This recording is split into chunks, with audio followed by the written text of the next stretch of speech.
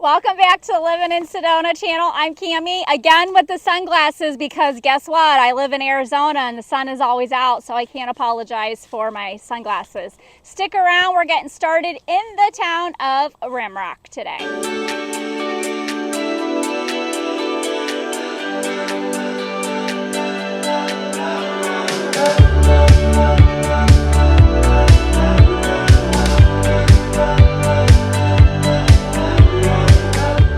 Today we are in the town of Rimrock, Arizona, or maybe you want to call it Lake Montezuma or McGuireville, depending on who you talk to and where you're looking on the map or what map you're looking to. It could be all three. It's a town that people either really like it or they really hate it. And you know, this channel is all about giving you the good, bad, and ugly. And so that's what I'm doing today. Let me just tell you a little bit of history about Rimrock. And I want to mention this because this was something I had to learn when I moved here, just, you know, learning about selling real estate in the Verde Valley. Depending on what map you look at, sometimes you'll see Rimrock, sometimes you'll see Lake Montezuma, and actually when you're getting off the expressway, you'll see like Rimrock, Lake Montezuma, McGuireville. And so depending on like what part you're in, people will call it something different. I just label it all as Rimrock because it's just easier for me, and then I'll just find the home in that specific area of Rimrock. So if you're confused, don't feel bad because most people are. But one of the reasons is that because of that confusion is because of how it actually got its name. Rimrock was actually known as Beaver Creek, and it was named after the creek that flows through the region, and it was just abundant with beavers, and so they called it Beaver Creek. In 1928, the area became known as Rimrock because someone married someone and they established the Rimrock Dude Ranch, which was inspired by the Rimrock limestone in the area. Following the construction of the Black Canyon Highway, one of the largest ranches was developed into a subdivision called Lake Montezuma, which was named after the Montezuma Well National Monument, which is housed here. The home is here in Rimrock. And as the population grew from there, so did the confusion, because people would say, oh, I'm from Lake Montezuma, not Rimrock. And so that's kind of how, it's just a mishmash, posh. People just call whatever they want to call it. So that's just how there's so much confusion with what it's actually called. Just a small town. It's about 20 minutes from Sedona, which makes it a nice location for people that are working in Sedona. It's about 45 minutes from Prescott and about an hour and a half from Phoenix. Actually, a lot of people from Phoenix think Rimrock's a good place to escape the heat because it's typically not as hot as Phoenix is, and again, it's more affordable. So because of its location, people are finding it a desirable place to actually purchase property. But it does offer a different blend of living. Natural beauty surrounds you. As you can see, certain areas, you can actually see Sedona behind me. I don't know which, maybe somebody could tell me in the comments what rock formation that is, because I'm not sure. It sort of looks like Thunder Mountain, but I know it can't be Thunder Mountain because of where we're standing. But you can see in certain areas, you do have really good views in Rimrock. You can see Sedona, and you're just surrounded. It's just, no matter where you look, you just see mountains. There's not a whole lot of, restaurants. We just stopped at the Rimrock Cafe for a little pastry. I want to give a shout out to this adorable coffee shop. We stopped in for some pastries and it did not disappoint. Greg said he had the best bread pudding in his entire life from this Rimrock Cafe company, so definitely stop in. I had a wonderful pastry that was a raspberry and lemon cheese Danish, very tasty. So stop in and check them out for sure. Also, they have Robbie's, which is located in town, and a lot of people go there for just a burger and a beer. You have the Peachtree Cafe, which serves breakfast and brunch. And you have several gas stations. You have little mini marts. You don't really have a local grocery store here, so you might need to travel to Camp Verde for that, where there's a Bash's, or Cottonwood if you want to go to Safeway. So it's just a real small town, not a lot of amenities. You're away from the city life living here, and you have a lot of different ways of living. So have you ever thought about maybe living at the airport? Well, Rimrock allows that option. As you can see here, these are some homes that actually sit off of the runway of the airport at Rimrock. This airport only sits on 5 acres of land, so it's not very big, and obviously it's not used for commercial flights, just people who own private planes or who are pilots. But that's quite an interesting way to live, don't you think? Living right off of the runway at the airport. But I guess if you owned a private plane, then this would be your quickest way to the airport, right? No standing in the TSA line.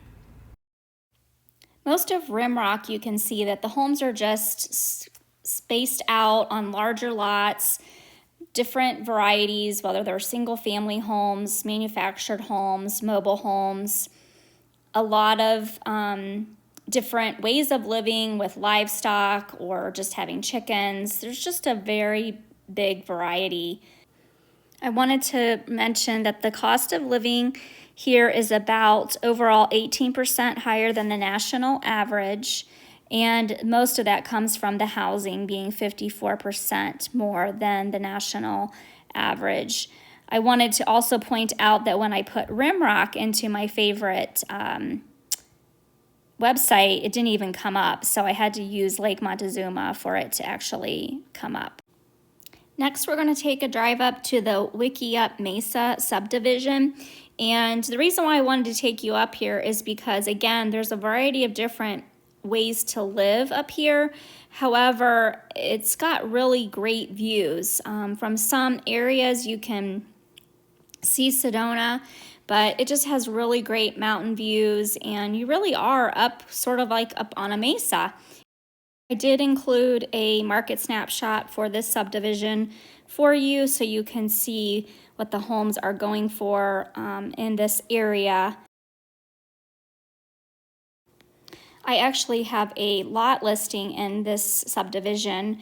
The lot listings are usually around 12 to 16,000, just because they are smaller lots and there are no utilities on the lot. You would have to pay to have those hooked up, but at $12,999, it's a pretty good deal. Here's a market snapshot for overall Rimrock, and this, of course, is the last 4 months of the previous year. Next, I want to show you Thunder Ridge, which is a very nice subdivision in Rimrock. This subdivision is not gated, but it does offer you larger lots, larger homes, and they do also have a clubhouse as well. The lots and homes, as you'll see as we get up on top of the hill, you have really nice views of Sedona and just the surrounding area. It really is a very nice subdivision.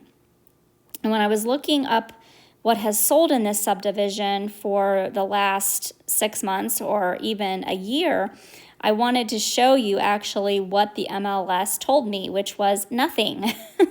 I was actually really shocked that there have been no homes that have been for sale in the last year here, which is about as far as I can search. If you were interested in purchasing a lot or land, I should say, in this subdivision, you would be looking at 2 to 7 acres, really, and the cost would only be maybe $30,000 to $70,000, depending on how large of a parcel you were interested in purchasing. So really not a bad price point for such a nice area.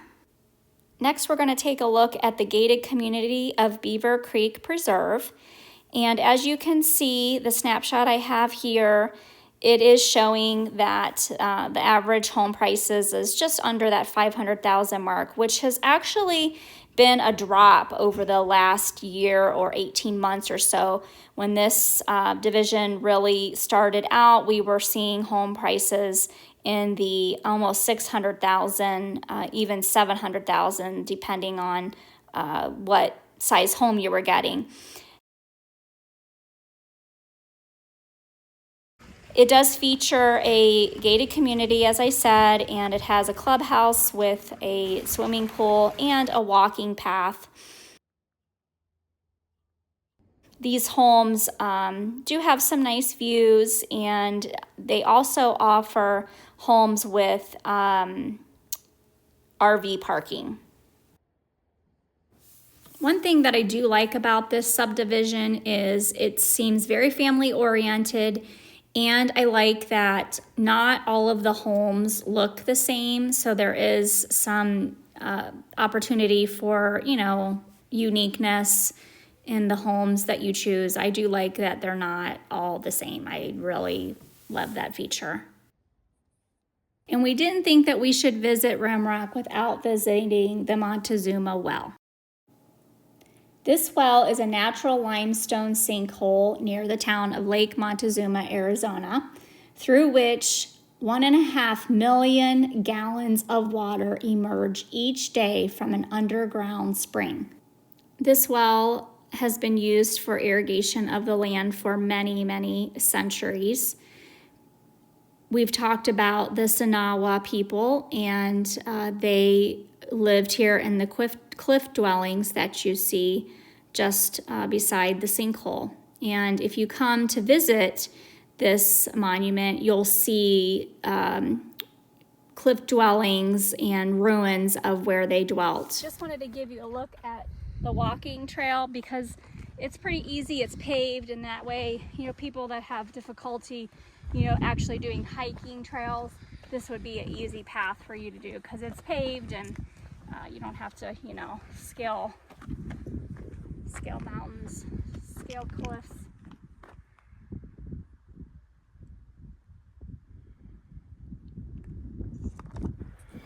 If you walk down near the creek, you can see where the people made an irrigation canal so they could, grab their water and bring it up closer.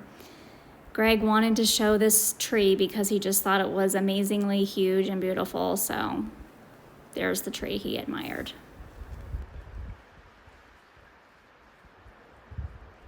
Well, you'll have to tell me what you think about Rimrock, Lake Montezuma, McGuireville, whatever you want to call it. Would you live here?